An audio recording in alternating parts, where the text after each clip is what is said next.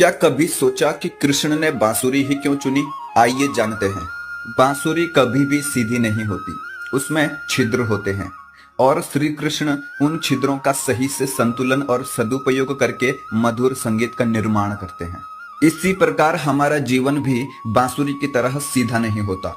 बहुत सारे उतार चढ़ाव, सुख दुख और कमियां होती हैं, लेकिन जो इंसान इन परिस्थितियों का सही से संतुलन और सदुपयोग करे, वही इस जीवन रूपी बांसुरी से शांतिपूर्ण आनंद स्वरूप संगीत का निर्माण कर सकता है।